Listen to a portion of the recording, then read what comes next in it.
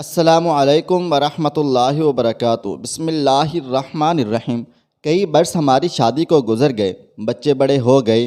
ایک روز ایک عجب حادثہ ہو گیا جس نے میرے گزشتہ، موجودہ اور مستقبل کے سکون کو اتھل پتھل کر کے رکھ دیا۔ میرے شوہر ایک ایسے شہر میں رہتے تھے جہاں کا ماحول گھٹن زدہ تھا۔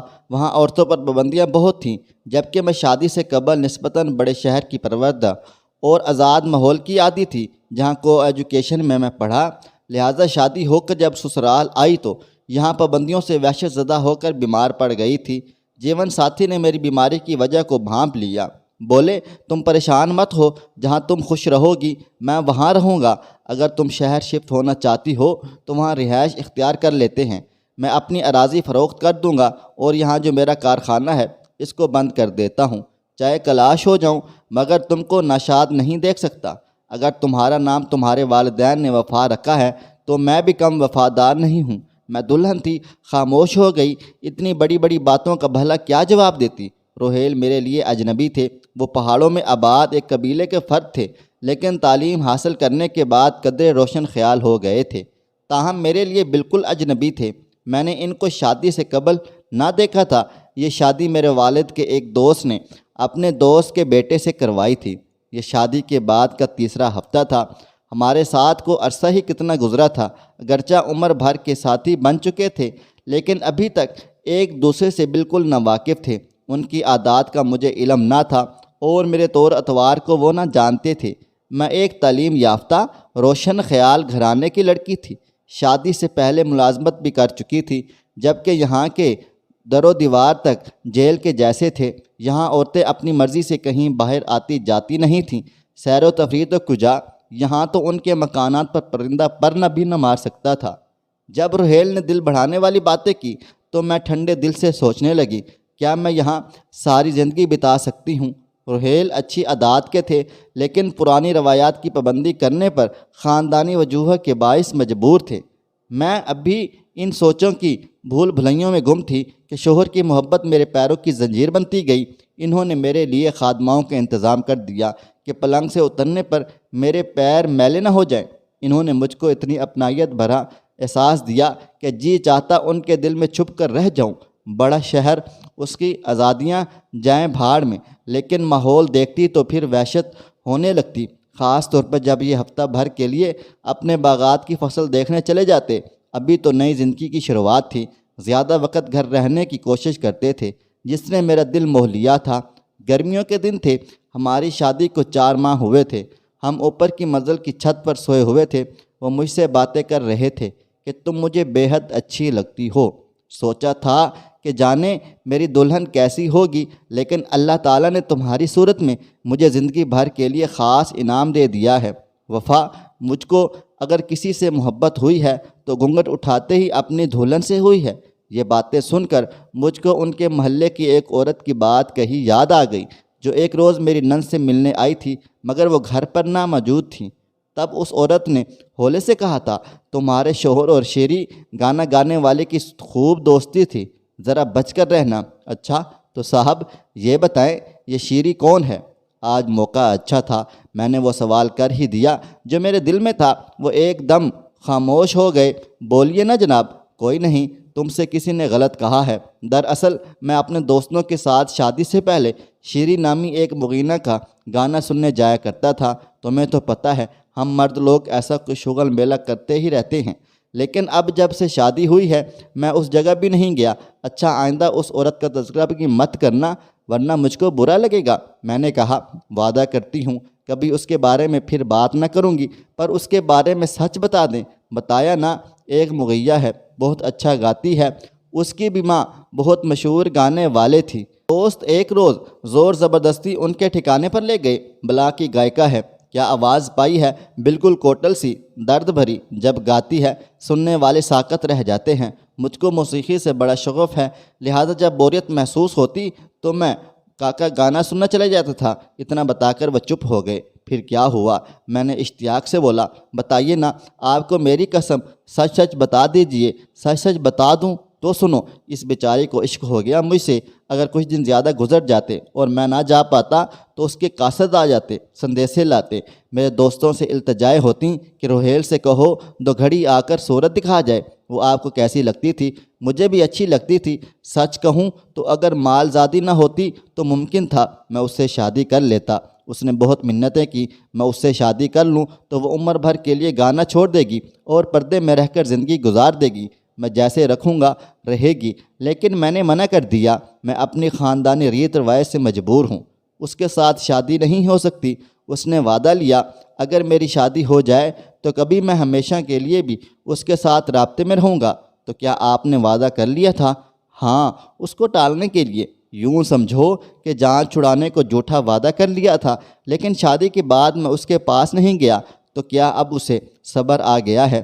صبر کیا آنا ہے، لوگ آ کر اس کے بارے میں بتاتے ہیں، یعنی میرے دوست کہتے ہیں وہ ہمارے پاس آ کر روتی ہے، منتیں کرتی ہے، ایک بار روحیل کو میرے پاس لے آؤ یا مجھ کو اس سے ملوا دو تو آپ کو دکھ نہیں ہوتا؟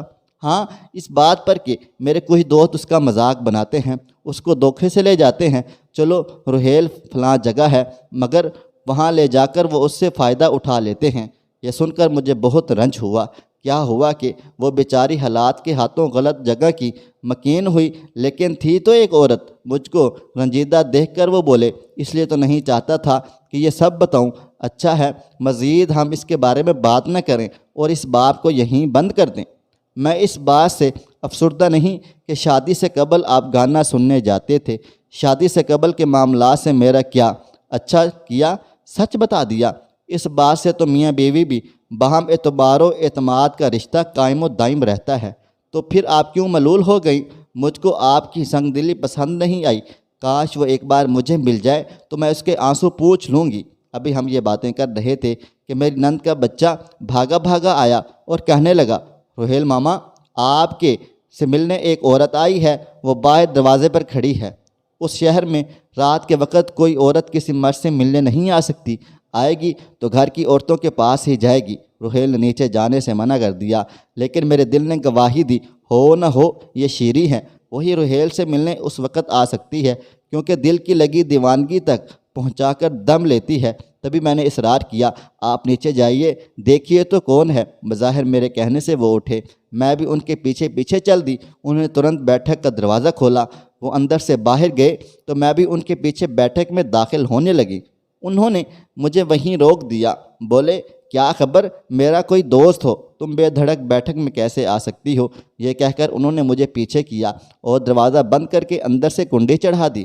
اس کے بعد بیٹھک کا وہ دروازہ کھولا جو باہر برآمدے میں کھلتا تھا۔ انہوں نے دربان کو آواز دی، کون مجھ سے ملنے آیا ہے؟ اب میں بیٹھک کے ارد گرد گھر کے اندر راہداری میں بند دروازے کے پاس کھڑی تھی اور شیشے پر کان لگا کر اندر کی سرگوشیاں سن سکتی تھی۔ مجھ کو قدموں کی چاپ سنائی دی، کوئی بیٹھک کے اندر آیا، پھر تھوڑی دیر میں عورت کی سسکیاں سنائی دیں، وہ روتے ہوئے کچھ کہہ رہی تھی۔ دونوں کی گفتگو مدھم آواز میں تھی، جس کو کان لگا کر سننے کے باوجود بھی سن نہ پا رہی تھی۔ میرے پیر جیسے زمین نے جکڑ لیے تھے، وہاں سے ہٹنے کا نام نہ لوں اور ادھر یہ ڈر کے گھر کے اندر سے کوئی راہداری میں آ نہ نکلے۔ وہی ہوا جس کا ڈر تھا، میری ساس اپنے کمرے سے نکل کر راہداری میں آئی، مجھ کو اس طرح مشکوک انداز سے کھڑا پایا تو میری طرف آئی، پوچھا، کیا بات ہے دلہن؟ انہوں نے بھی دروازے کے شیشے پر کان لگا دیے۔ ان کی سماعت کی حس مجھ سے کہیں تیز تھی۔ عورت کی باتیں ان کی سمجھ میں آنے لگیں، جو وہ کہہ رہی تھی، تم نے تو شادی کے بعد بھی میرے پاس آتے رہنے کا وعدہ کر لیا تھا، پھر وعدہ کیوں وفا نہ کیا؟ جانتے ہوئے تمہارے دوستوں نے مجھ کو تمہارے نام پر کتنا دھوکہ دیا ہے۔ اس کی سسکیوں کے ساتھ اس کی چوڑیوں کی کھنک عجب طرح کی آواز پیدا کر رہی تھی۔ میری ساس معاملے کو سمجھ گئیں، تبھی انہوں نے دروازے کے چوکٹے پر لگے شیشے کو مکے مارے اور بولیں، کون ہے اندر؟ روحیل نکالو اسے، کھولو دروازہ ورنہ میں دروازہ توڑ ڈالوں گی۔ ان کی گرجدار آواز سے روحیل ڈر گئے تھے۔ ان کی آواز سنائی دی، شیری تم کو خدا کا واسطہ ہے، دیکھو میں ہاتھ جوڑتا ہوں، اب تم جاؤ، یہ لو برقع اپنا، جلدی کرو ورنہ اماں تمہارا اور میرا حشر کر دیں گی۔ چند سیکنڈ میں بیٹھک سے کسی کے باہر جانے کی آہٹ سنائی دی اور پھر روحیل نے بیٹھک کا دروازہ بند کر کے ہماری طرف کا دروازہ کھول دیا۔ کون تھی یہ کون آیا ہوا تھا؟ اماں غصے سے پھنکار رہی تھیں۔ کوئی نہیں، میرا دوست تھا۔ پھر انہوں نے مدد طلب نظروں سے مجھے دیکھا تو میں نے ان کی والدہ کو بازو سے پکڑ کر کہا، چلیے تائی جی ادھر آئیے۔ میں ان کو ان کے کمرے کی طرف لے چلی۔ اماں آپ پریشان نہ ہو، میں ابھی پوچھ لیتی ہوں ان سے، وہ مجھ سے کوئی بات بھی نہیں چھپاتے ہیں۔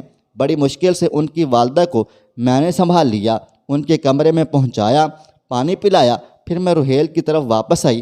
وہ بیٹھک میں بستر پر لیٹے ہوئے تھے۔ میں نے چند ٹوٹی ہوئی چوڑیاں بکھری ہوئی تھیں اور ایک چھوٹا سا زخم ان کی ہاتھ پر بھی تھا جس میں سے خون رس رہا تھا۔ شاید انہوں نے اس دیوانے کو کلائی سے پکڑ کر بیٹھک سے باہر کرنا چاہا تھا کہ چوڑی ٹوٹ کر ان کی ہتھیلی کو زخمی کر گئی تھی۔ میں نے الماری سے دوا اور پٹی نکالی اور زخم پر دوا لگا کر پٹی باندھ دی۔ وہ خاموش لیٹے رہے۔ فوری طور پر جواب طلبی کو میں نے مناسب نہ جانا۔ معاملہ تو سمجھ میں آ ہی چکا تھا۔ میں چپ چاپ تھی، مگر چند لمحے پہلے بیٹھک سے آتی سسکیاں میرے دل میں سوراخ ڈال گئی تھیں۔ وہ لڑ رہی تھی، جھگڑ رہی تھی کہ شکایت شکوے کر رہی تھی۔ سب آواز میں گڑبڑ ہو گئی۔ میرے کان جیسے بند ہو گئے تھے، لیکن بند کانوں کے پردوں سے بھی مجھ کو وہ بول سنائی دے رہے تھے جو آنسوں سے تر بتر تھے۔ میرے ہاتھوں اور باہوں میں گجرے تھے اور میں نے سہاگ کا جوڑا پہنا ہوا تھا، روحیل کے نام کا۔ صبح تک میری ساس کا غصہ ٹھنڈا نہ ہوا تھا۔ وہ ہمارے کمرے میں آئیں اور کہا، کون تھی آخر وہ؟ یہاں آئی کیسے؟ کیوں کر جرت ہوئی اس مالزادی کی؟ سن لو روحیل، اگر دوبارہ یہاں آئی تو میں اس کی ٹانگیں توڑ دوں گی۔ آج بھی میں نے انہیں قابو کیا۔ مجھے اندازہ ہو گیا روحیل کی والدہ کی اس گھر میں کتنی اہمیت اور رعب و دبدبہ ہے کہ کنبے کے تمام افراد ان کے سامنے نہیں بول سکتے تھے۔ وہ غصے کی بھی بہت زیادہ تیز تھیں، لیکن میرے ساتھ شفیق اور مہربان تھیں۔ میں نے اب گھر بسانے کی ٹھان لی تھی۔ روحیل کے سچ بتا دینے سے میرے دل پر ان کا اعتبار قائم ہو گیا تھا۔ وہ دوشی تھے یا نہیں، شادی سے قبل کے معاملات ہم دونوں کا کچھ اختیار نہ تھا، وہ ماضی کا حصہ تھے اور موسیقی کو میں نے جرم نہیں سمجھتی تھی۔ میں نے روحیل کو معاف کر دیا، دوبارہ اس واقعے کا تذکرہ کرنے سے گریز کر دیا۔ میں نہ ان سے وضاحتیں طلب کرنا چاہتی تھی اور نہ ہی اپنی زندگی کی میں الجھنیں بڑھانا چاہتی تھی۔ جب وہ مجھ سے محبت بھرا سلوک کرتے تھے تو کیوں اپنی اور ان کی زندگی میں زہر گھولتی؟ میں کوئی جاہل اجڑ تو نہ تھی، تعلیم یافتہ تھی۔ ہماری زندگی میں پہلے سے بڑھ کر اب سکون تھا۔ پہلے میں سوچتی تھی ان بندشوں بھرے ماحول میں کیوں کر تمام عمر گزار پاؤں گی، لیکن شیری کے آنے کے بعد یہ بات مجھ پر واضح ہو گئی تھی۔ مجھے بھی روحیل بن کہیں چین نہ آئے گا۔ اگر سکون ملے گا تو یہیں اپنے شوہر کے پاس، انہی کے گھر میں۔ دل نے حتمی فیصلہ کر دیا کہ اب عمر بھر اپنے سرتاج کے پاس ہی رہنا ہے۔ ایسا نہ ہو میرے بغیر یہ کسی اور کے ہو جائیں گے۔ ہماری زندگی معمول کے ڈگر پر چل نکلی۔ بچے ہو گئے تو جیسے سونے میں چمن کے پھول کھل گئے ہوں۔ میکے کو بھول کر بچوں کی محبت اور ان کی پرورش میں کھو گئی تھی۔